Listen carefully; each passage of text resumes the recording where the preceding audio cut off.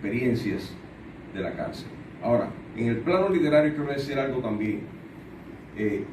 Hay solo, me parece a mí, 3 grandes libros en la literatura cubana que traten el tema carcelario desde la fabulación, desde el ensayo. Por supuesto tenemos otros libros, tenemos a Martí, por ejemplo, tenemos a Paula Torrente Bravo, pero desde la ficción solo hay 3 grandes libros en la literatura cubana con respecto al tema carcelario.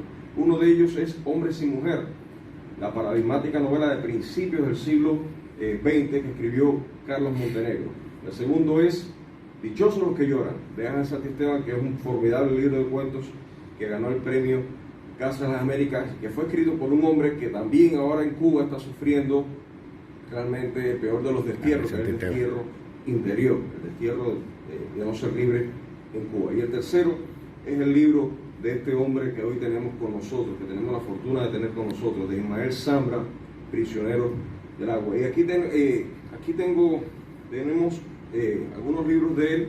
Ahorita él va a hacer una donación a la biblioteca, pero Prisionero del Paraíso es un libro que trata el tema de la cárcel y que lo hace de una forma extraordinaria. Recibamos con un fuerte aplauso a Ismael Zambra, que viene a sentarse aquí con nosotros, a hablarnos de su vida y de su literatura, compartirnos pedazos, fragmentos, esquirlas de lo que él es, y lo que él es está en sus libros también. Así que, por favor.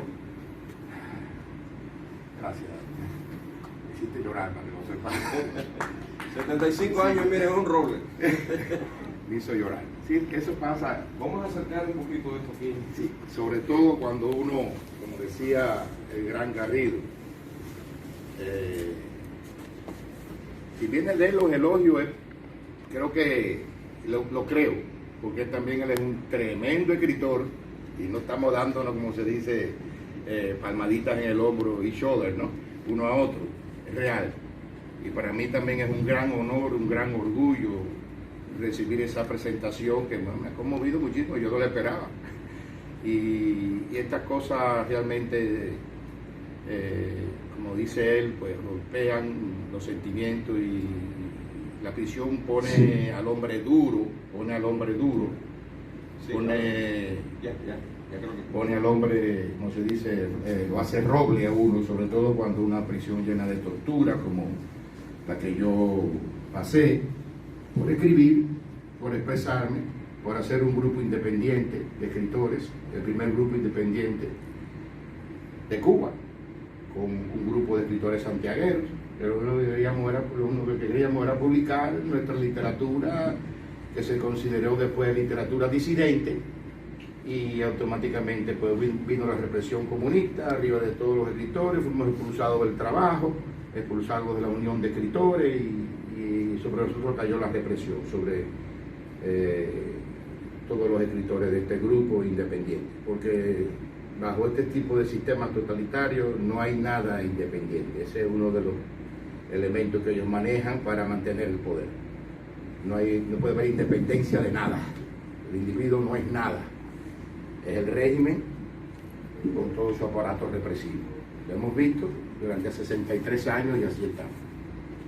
Es importante para estos jóvenes, porque República Dominicana vivió una larga dictadura también, y sí, ellos tienen recuerdos de generaciones pasadas de esa dictadura, pero ver a alguien que la vivió en persona y que puede dar testimonios, ya sea la dictadura de izquierda o de derecha, son dictaduras, ¿verdad? Como decía José Martí.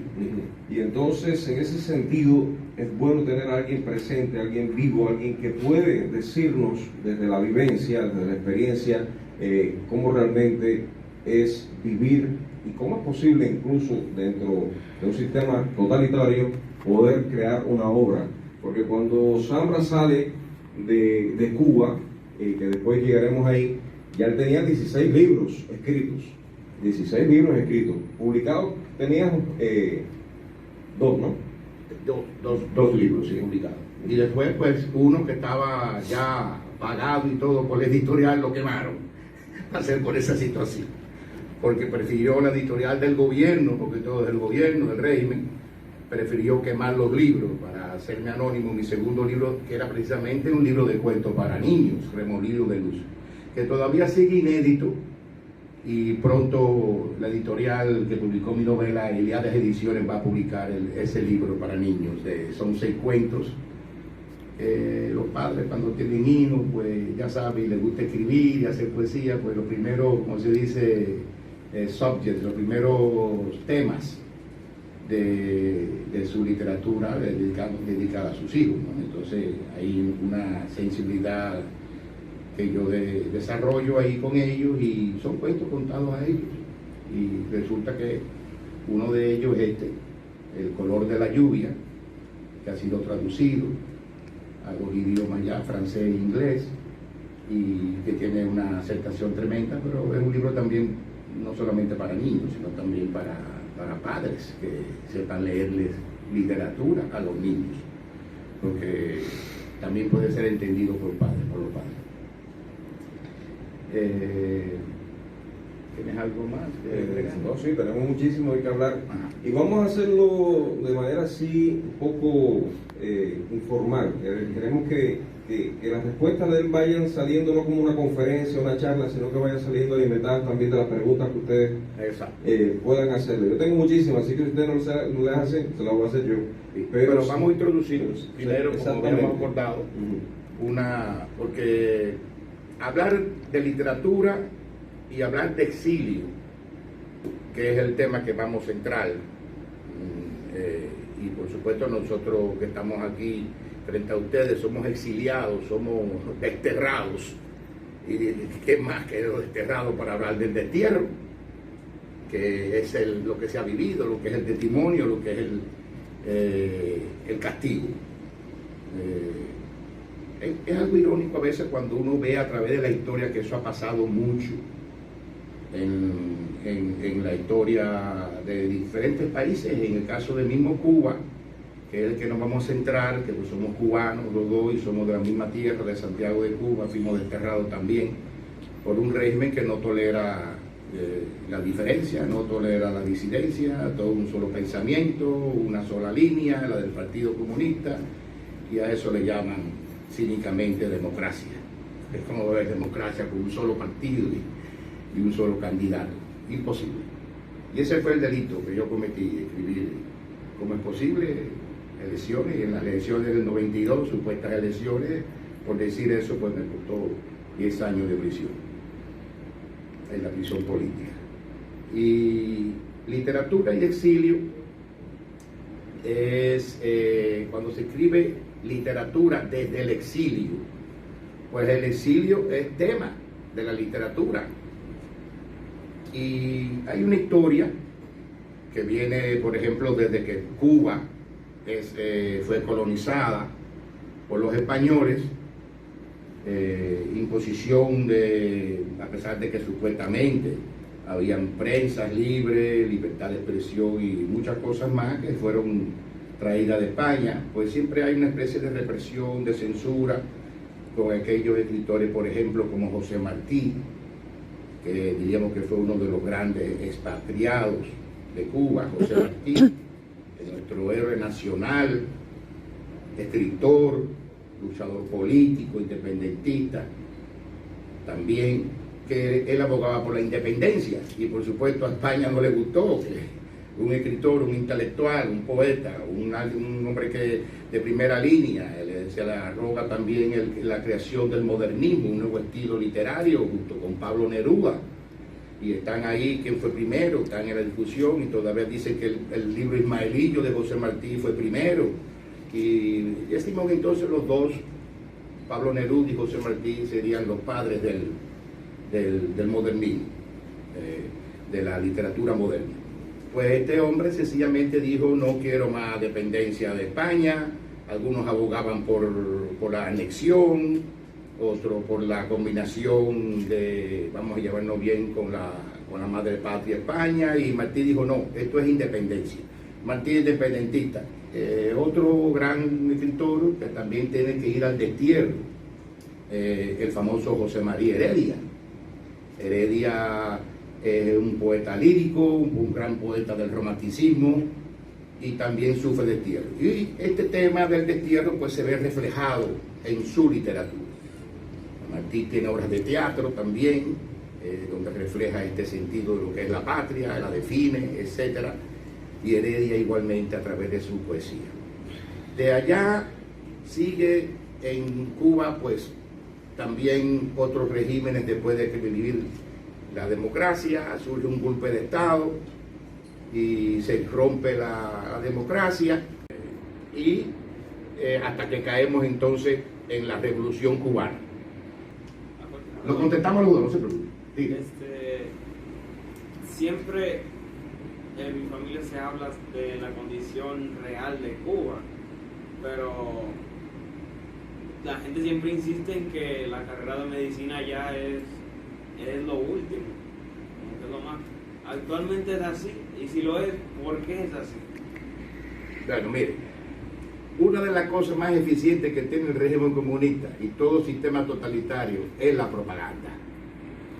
Eso Hitler lo demostró con su ideológico, con su elemento ideológico que era a cargo de lo que es las publicaciones, toda la parte ideológica del fascismo, Goebbels, y él decía la filosofía, él tenía la filosofía y lo repetía, dice, no, vamos a repetir la mentira muchas veces, y cuando usted repite la mentira muchas veces, adquiere categoría de verdad. Es una frase de Goebbels, del fascismo alemán, y eso fue así. El pueblo alemán se tragó la píldora del fascismo, al extremo que todo el mundo, es verdad, somos la raza superior y tenemos que acabar con todo, con los negros, con los judíos, con todo el que aparezca que no es la raza superior. ¿Usted me está entendiendo? Y entonces automáticamente viene lo que se llama el triunfo de la mentira. Pero hay otro adagio popular que dice, la mentira corre 100 años y la verdad la alcanza en un minuto. ¿Usted no ha oído decir ese adagio popular? Pues ya lo sabe. Y es así. Y popular es la sabiduría. Todo ese libro está lleno de refranes populares. Está lleno de refranes populares. Que yo le escuchaba de mi mamá, de mi abuela, de la gente de la calle. Y me digo, déjame, incluso empieza el libro así, hablando de refranes populares. Lo cito siempre. Para mí esa es la mejor filosofía. La que inventa el pueblo, la que inventa el pueblo, no se sabe quién es el autor, es anónimo siempre. Pero cuando tú dices refrán popular, estúdienlo, oigan, aprendan, que tiene gran filosofía y mucha verdad. En Cuba pasa lo mismo. Eso lo maneja Castro, lo maneja el comunismo, porque hay mucha semejanza entre comunismo y fascismo. Usted coge, hay incluso un documental que se lo recomiendo, donde hace la comparación de lo que la propaganda fascista de los alemanes y la propaganda comunista de Rusia, de Stalin. Y usted va a ver que los símbolos son parecidos, la forma de construir las líneas de la propaganda son squares, son cuadradas, cuando levantan un puño es un puño no es rectangular, no es nada de línea suave. Entonces son factores psicológicos que van penetrando en la mente del consumidor y juegan su papel. Y entonces todo eso junto de que nosotros somos, de que nosotros hacemos y que nosotros tenemos y que somos la mejor potencia médica del mundo y que somos los mejores hospitales y los mejores médicos, todo ese tipo de cosas. La gente lo oyendo, viene tu familia, lo escucha y dice, eso tiene que ser verdad, porque lo repiten mucho. ¿Tú me entiendes? Y eso es lo que está pasando. Esa es la gran mentira que la verdad alcanza en este segundo, en este minuto que tú y yo estamos hablando y que todos están escuchando. La verdad. La verdad es que es todo propaganda. Allí, para que se hagan una idea, el turista va con dinero y tiene un hospital privado con de todo dentro, paga con dólares. El pueblo tiene miseria. Tiene que llevar su sábana, su almohada y su comida al hospital, porque ni sábana, ni almohada, ni comida hay. Los médicos son los más mal pagados del mundo. ¿Y qué hace Cuba? Empezó a crear médicos, porque no tenía para otra cosa que ofrecerle médicos.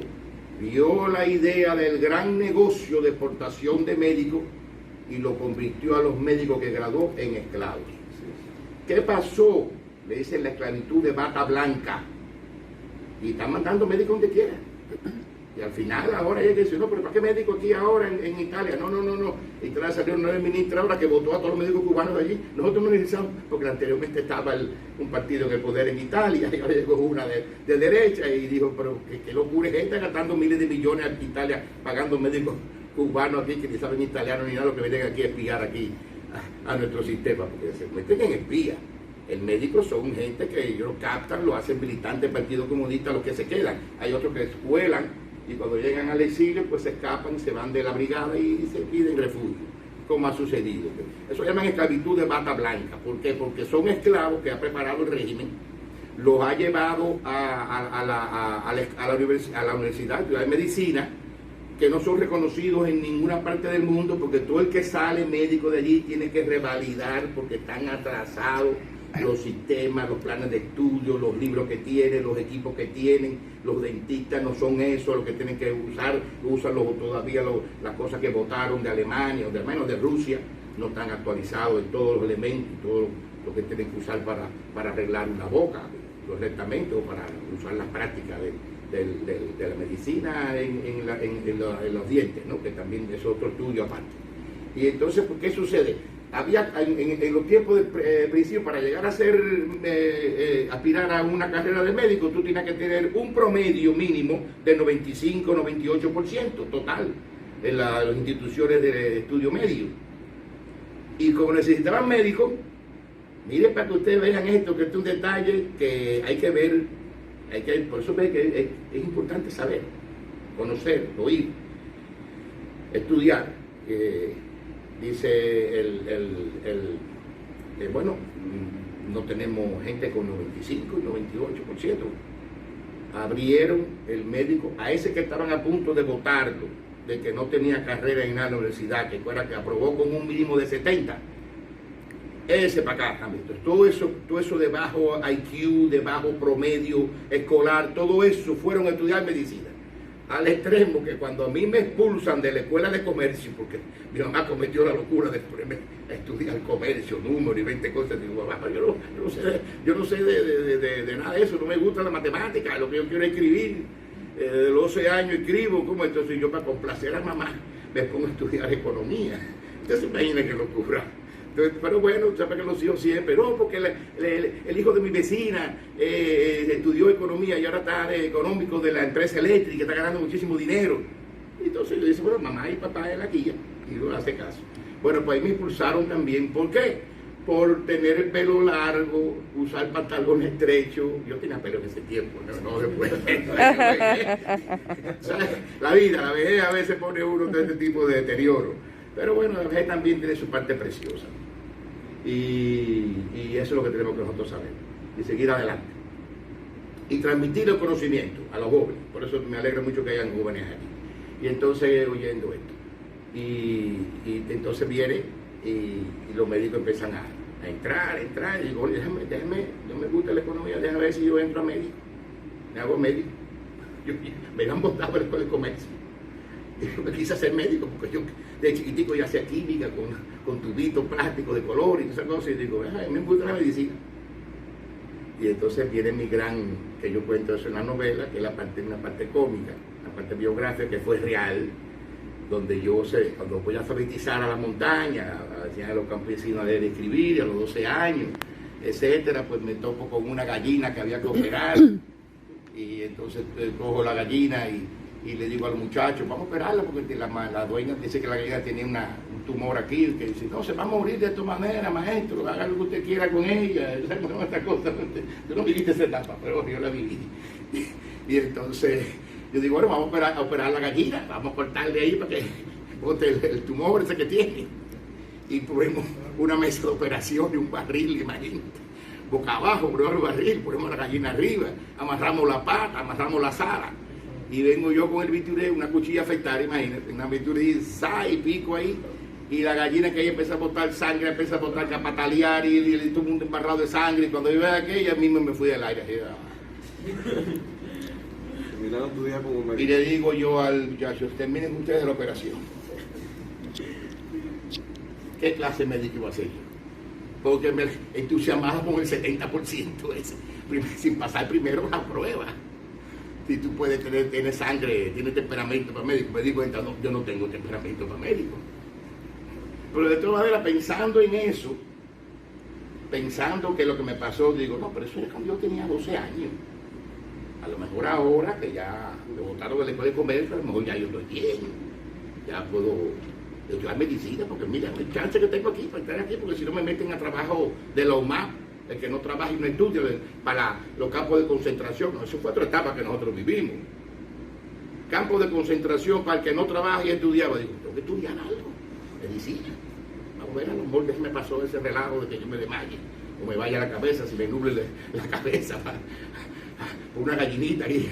Entonces voy y estudiando con unos amigos, nos preparamos, estudiando los libros, y entonces nos llevan a una sala de disección, donde hay un cadáver ahí puesto, lo sacan de la cisterna de formol, lo ponen arriba de una mesa ahí, y todo el mundo mirando, y sacan un hígado por acá, y se lo ponen a la gente, sacan el corazón por acá, ya con formol, ¿no?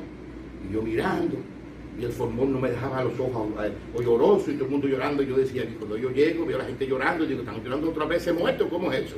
No, es que el formol pone a la gente a llorar, tan fuerte que es. Todo eso era como se me dice, un show. Y de momento y me tocan por el hombro así, y yo miro y me ponen un hígado en la mano. ¡Ah, qué es lo que es esto, Dios mío! Un hígado, dice Carlos. Ahí mismo dije, no, ya, no sigo para médico.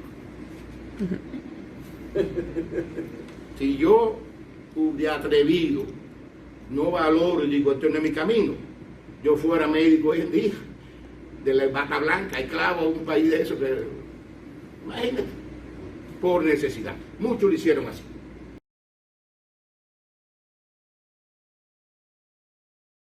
Aquí que son en total 6 libros, 5 libros, 5 libros. 5 libros. Entre ellos está Procesado en el Paraíso. Donado también. Así pueden visitarlo, leerlo.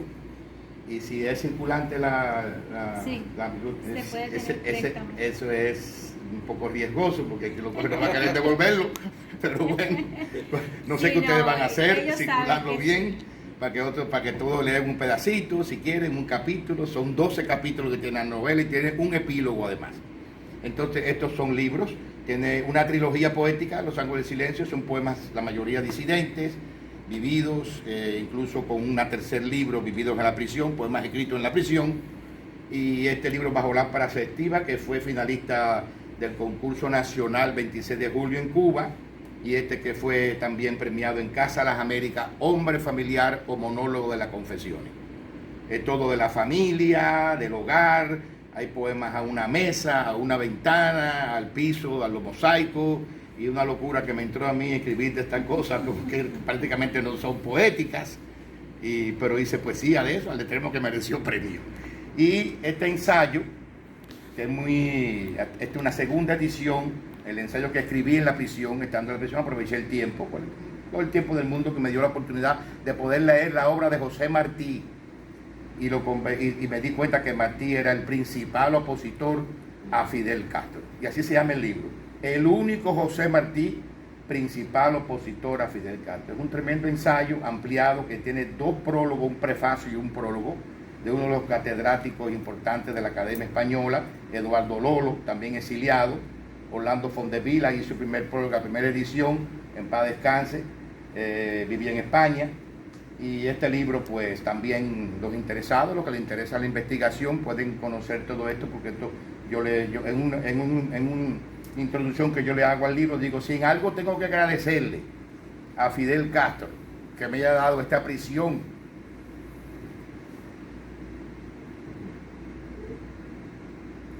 injusta, es que me dio la oportunidad de poder leer con suficiente tiempo toda la obra de José Martí, para descubrir que es su principal opositor.